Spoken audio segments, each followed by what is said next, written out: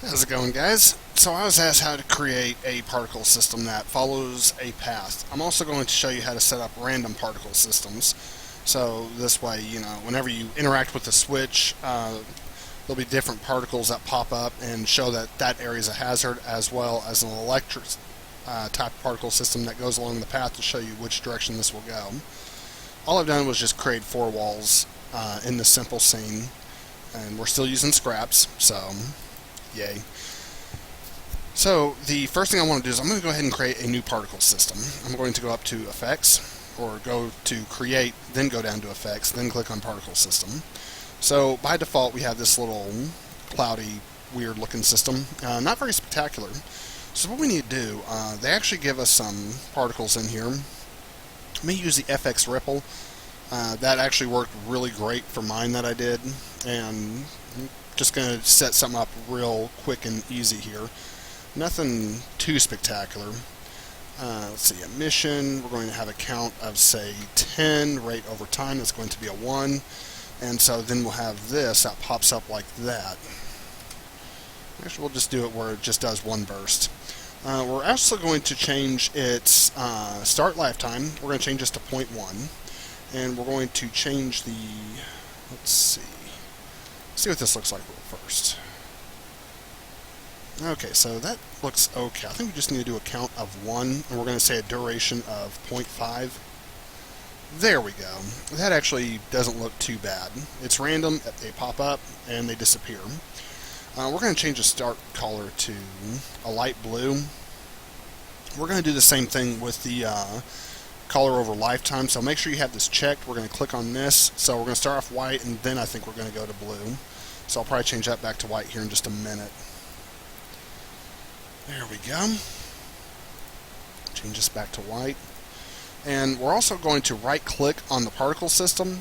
We're going to go down to light, and we're going to create a point light.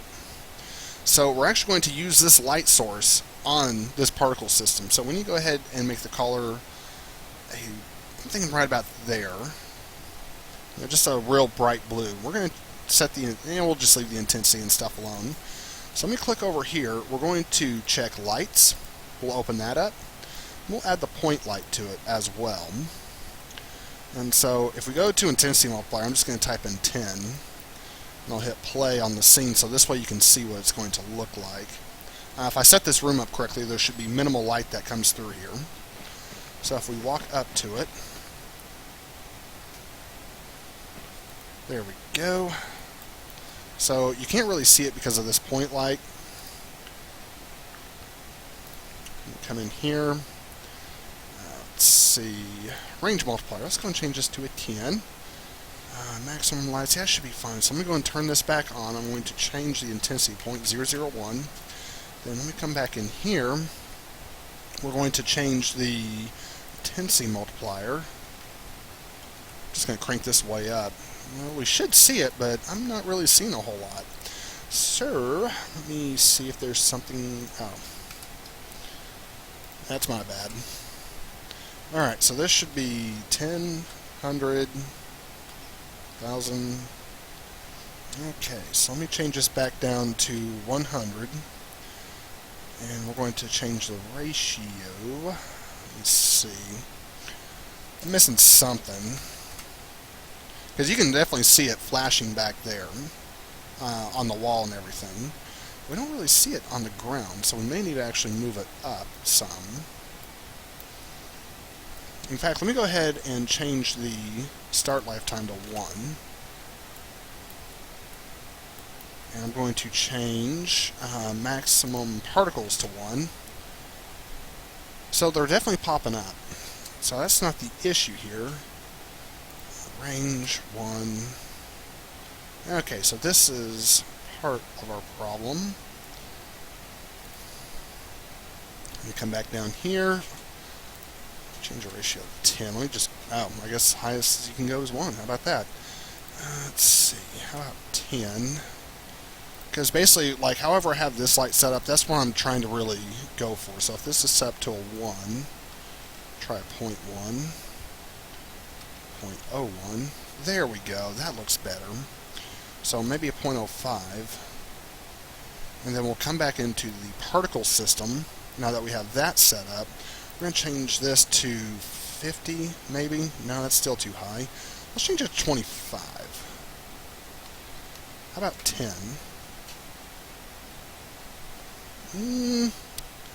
I'm kind of feeling I'm going to change this range multiplier to a 5. I'm going to change this to a 15. There we go. That actually looks pretty good. So I'm going to change this back to a 0.1. And so now that we have this done, what we can do is we can actually come in here.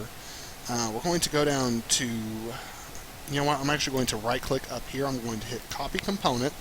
I'm going to stop playing. I'm going to come back up here and I'm going to paste component values. You bastard, why didn't you?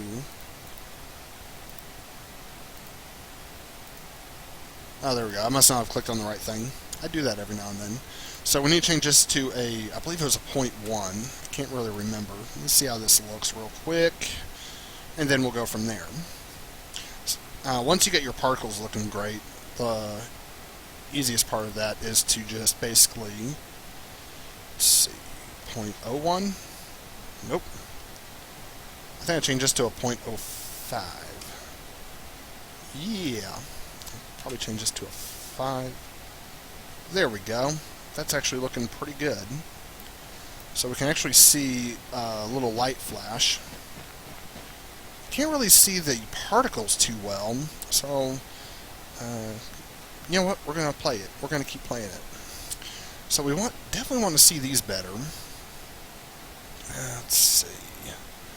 How do I want to do this? I don't really want to edit the material itself, although in this rare instance I am. So we're actually going to change this white. There we go. So now you can actually see the flash. So that's all we're going to do to that one. Let's see. From there is what we will do is we will create an empty game object, and we're going to call this particles. And we're going to put the particle system underneath it, and we're going to duplicate it. We're just going to move it somewhere. We'll duplicate that. Move it somewhere else, duplicate that, move it somewhere else, duplicate that, move it somewhere else, and you can kind of see where this is going. This is actually kind of a boring process. I think I'm going to do one more right here, and maybe one more, just to be on the safe side. So now is what I want to do is I'm going to leave these values the same, but on each one I'm going to actually change its start lifetime. So this one will be like 0.12. I'm going to come down to emission, and I'm actually going to change the interval as well. Come on. There we go. I'm going to come to this one. I'm going to say 0.13. I'm going to change the emission as well. 0.012.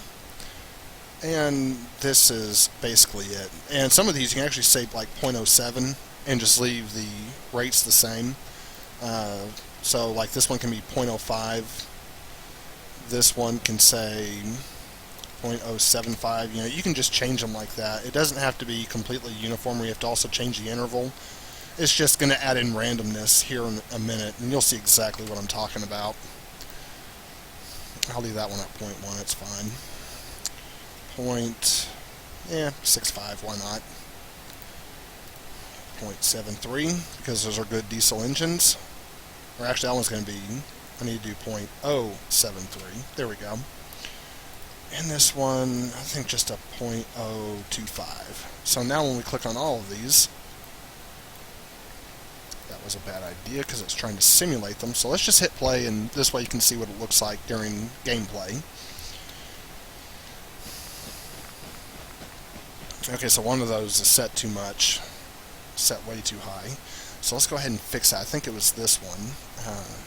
No. So that's 0.13.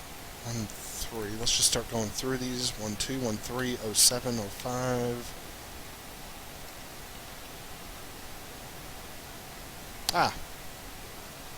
And y'all were probably like noticing me doing that and be like, hey, Jimmy, you're messing up again. I'm just kind of like, la-di-da-di-da. So if we select these, you can see how these are actually like, alright, kind of flashing randomly. The nice thing about setting up this system is over time they will get out of sync and they'll start being even more random. You can also change by when they start up.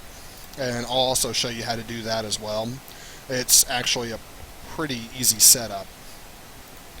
Once you have your particle system in place, what you're going to do is you're going to move it onto the rail, or whatever object you're following. It could be conduit piping, it could be whatever. So this, we're going to call this trail particle system.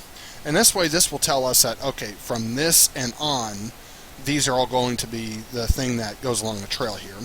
So I'm going to hold down Control, press D. Control, really?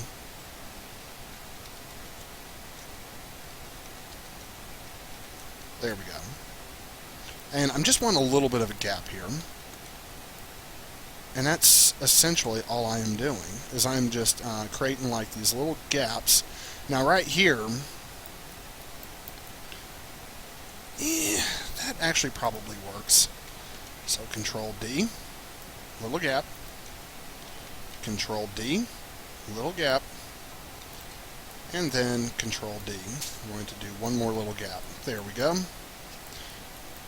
So these right here, the difference with these, the difference with these and the others is that we're not going to have it set to looping. So essentially, this is all that's going to happen. The advantage with that is we're actually going to create a for loop for all of these. So there will actually be two different for loops. It's not too terribly complicated. I know it's going to seem complicated. For loops was actually very difficult for me to understand, and I still make mistakes with them. I'm like, technically I still make mistakes with everything, but that's besides the point. So we're going to click on this object that we can interact with, and we're going to drag the script over here. Whenever it finishes its compiling thing. There we go.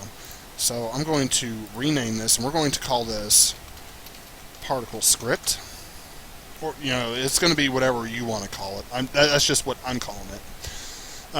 If you get an error, like if you try to compile this and it says can't derive this from mono behavior, whenever you change a script name inside of Unity right here, any day now, come on. So whenever you change a script name inside of Unity, it actually has to correspond with this public class name. So even though we called this particle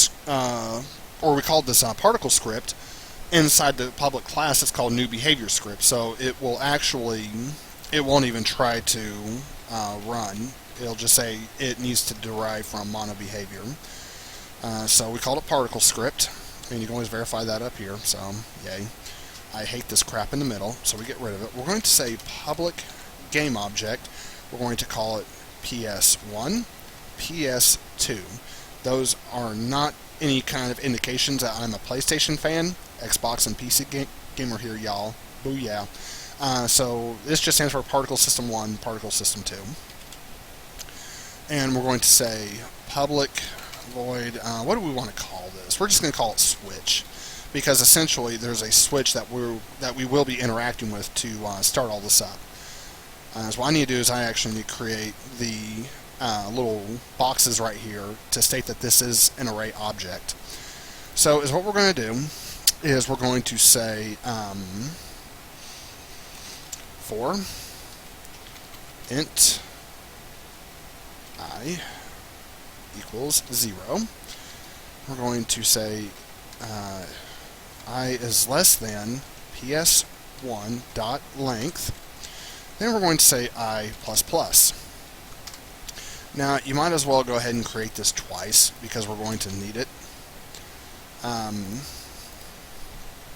So from there is what we're going to do is we're actually going to do a coroutine.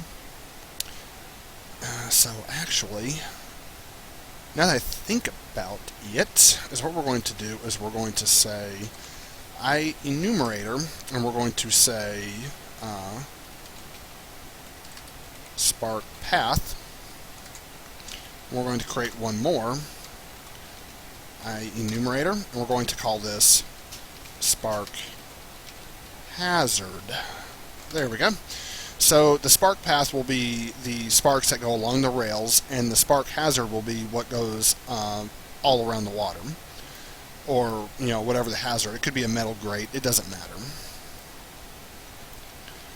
And so what we're going to do is we're going to put the for loops inside of each one of these. The hazard will be PlayStation 2, and the spark path will be PlayStation 1. Yes, I will still cater to you PlayStation fans out there. So, it's actually particle system, but you know what? It doesn't matter. What we're going to do is we're going to say start coroutine, and we're going to do parentheses and quotations. We're going to say spark path. Semicolon. So right here is what we're going to do is we're actually going to say, let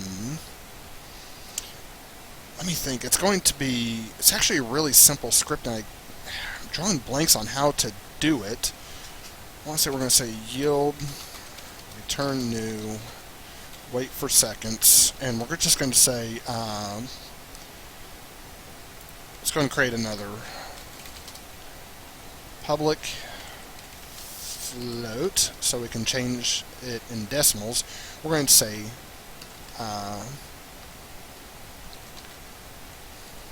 path timer, and this one will be hazard timer. And so right here we're going to put down path timer. So this way we can easily edit inside the what's it called? We can easily edit inside of the inspector, and we don't have to like sit there and try to figure something out. So what we're going to do is we're going to say, let's see.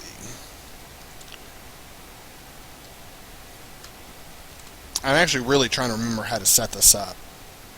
I'm going to need an I here in the middle. That part I remember. But we don't just want to say set active and do that. And the reason why, because it will make all of them active. And so that's what I'm trying to remember, is how to do this. I might actually have to look up a reference here. Give me 1 second, folks. Let's see. I'm trying to remember.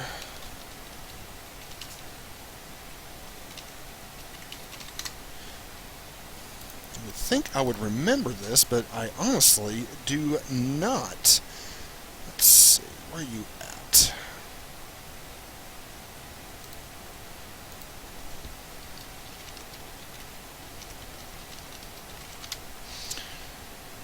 Let's see, where are you?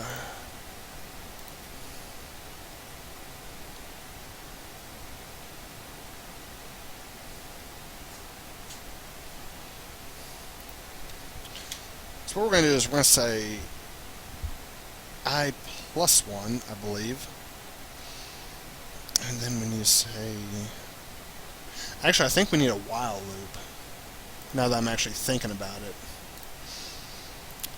Let's see.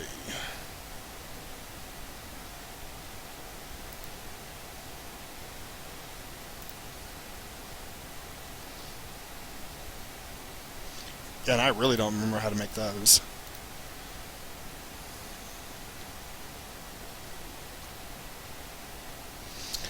Okie dokie.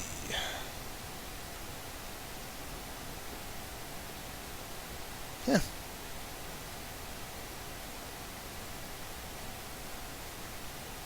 Okay, yeah. So I'm just gonna have to kind of like wing this. Wrong way, Jimmy.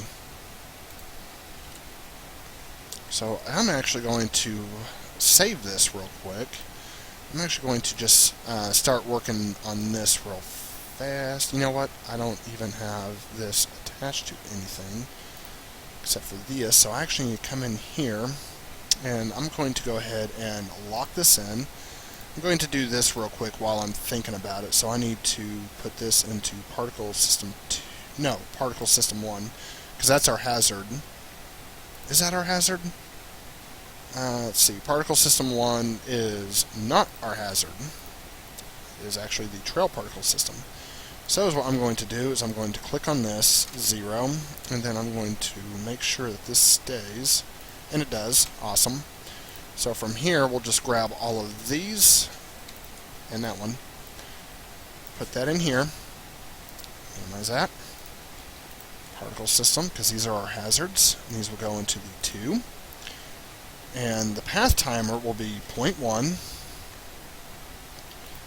So let's go. Hey, wait, that won't work because I still need to attach the Scraps Interactive script to it. Okie dokie. And also, all of these need to be set as inactive, so keep that in mind. Interactive. We're just going to, let's see, don't want this. Help if I add the plus to it. I'm going to go to switch. I'm going to unlock this, and I'm actually going to click on my particles and set them all as inactive.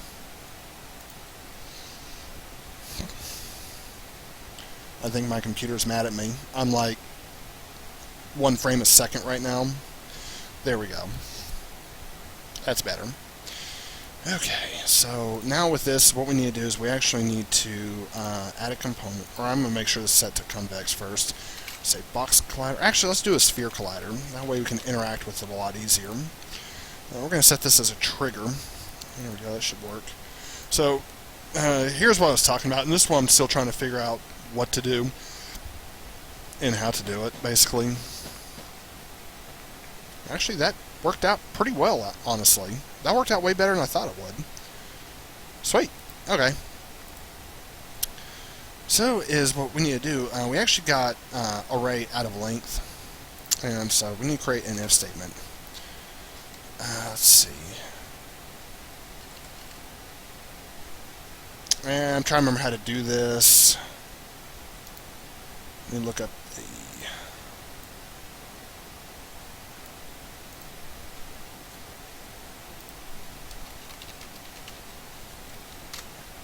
Man, I tell you, I cannot remember squat today.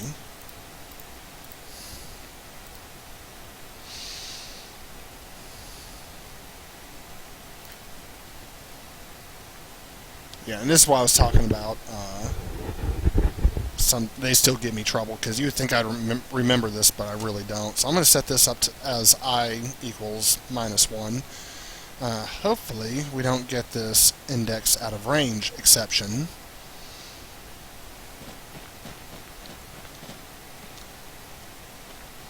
Okay, so that's still outside of the index range. So I'm actually going to have to create an if statement. This is probably correct. Yeah, I'm kind of curious about something. Let me just see what happens here.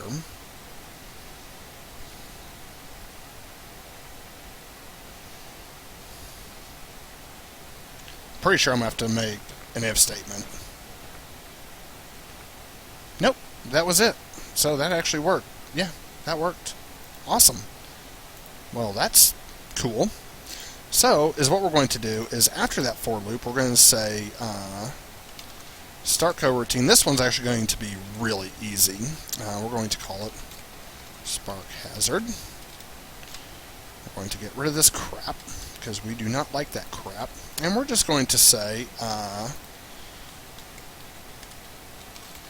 yield. This one's actually going to be super easy. I mean, like tubularly easy.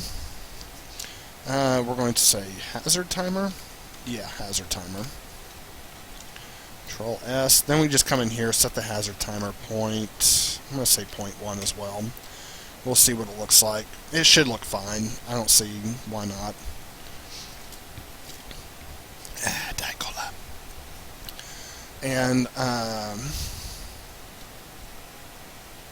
we're also going to need a hazard object as well. So we're going to say public game object. We're going to say hazard area. And let's go ahead and we're going to type in damage volume once it finishes compiling. The meh. See, I can't remember scripts and I can't type. So, yeah, my day is just going awesome. How about yours? Alright, so let's go ahead and get into this view. I'll go ahead and get into orthographic view. And I'm going to click on all these walls.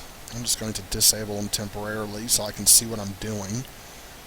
So I'm actually going to move this up right, I'm going to say right about here. That should be good. Maybe a little lower. And all we're going to do is just move this over to this edge, and we're going to click on this. We're going to move this over to this edge, then we'll move this over to this edge. And so from there, now we have our damage volume set up. And we're just going to keep these the same. The base damage is how much damage it will do, and the damage interval is how much damage it's doing per so often. In this case, it's 10 damage every 1 second, which I think is fine. If you want to deal more damage, you change that to a 0.5, or you'd up this number. It's completely up to you. It is your level, your project. I'm not going to tell you how to do it. I'm only here to try and help you figure out how to set certain things up. And this also helps me out as well, because it helps refresh my memory on some of the stuff. So I actually kind of enjoy it, not going to lie. So we need to click on the interact switch, and we have right here the hazard area, and this is where your damage volume will go. And so what we're going to do is, at the end of this for loop, we're actually going to type in, what is this called? Hazard area dot set active true. There we go. So now is what's going to happen is when we hit play, we should be able to just run up, jump on it, nothing will happen. But then once we activate it, you'll see all the sparks start flying, then you'll see the hazard area start, and it's going to be beautiful. So, we do not get damaged. That is correct. Yep, you see that happening. But then something happens. It's not instantiating the rest of them. So that's working. That was actually working just fine. So it actually called that like it was supposed to.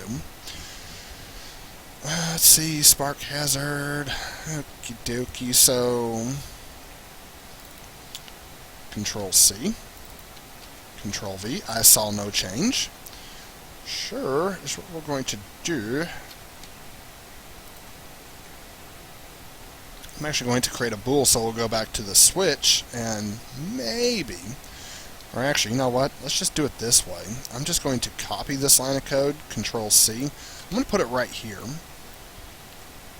And before this for loop, I'm going to say yield return new, wait 4 seconds, and we're just going to say 1 second. If you want to do like a 1.1 or 1.5, make sure you add the F at the end, because if you don't, you're going to get this little issue right there, the red squiggly lines, and it will not compile. The F represents that it is indeed a float, so keep that in mind, guys. So now when we hit this, everything should work just fine. And I think the reason why we couldn't start the coroutine because we were already inside of a coroutine, which I didn't know you couldn't do that. So we have that set up in 1.5 seconds. Well, I know my damage volume is activating. Let's see. Where did I screw up? PS2. Okay, that is correct. It's supposed to be hazard timer, so it should... Oh. Wow. Jimmy, you dumbass. Okay. I feel like an idiot now. I'm like, why isn't it working? Well, I never told it to set it active, so it was doing exactly what it was supposed to. In fact, you know what? I'm sure I can set this up the way I want to now. Because as what I want is I want the players to see the trail first. And then after the trail, that's when they see the rest of it just illuminate. And so to set up the illumination on it, I'm actually going to change the timing of the other one, which I think if it's 0.1, yeah, see, that's actually going to be, that should actually be like a 0.05. So this way, this will offset it just enough, I think. Let's find out. So when I hit this, we have the trails. There we go. And look at that. It's actually just completely random on where those flash. Now, if the lights are too bright, you can always go in and edit the lights and everything like that. But that's basically how you do it. I actually set mine up a little bit different. I set it up way different, just because I didn't know you could set it up as easy as what I just did. Basically, I was getting a lot of errors, but you probably won't have that issue. Obviously, you won't have that issue because I'm not having that issue. But that's basically how you set up the particle system effects that show a damage area. So as you can see, walk up to it, nothing. Stand on top of it, I get one. So, yeah, I'm going to end the tutorial there. And I hope this helps y'all out, and I shall see y'all later.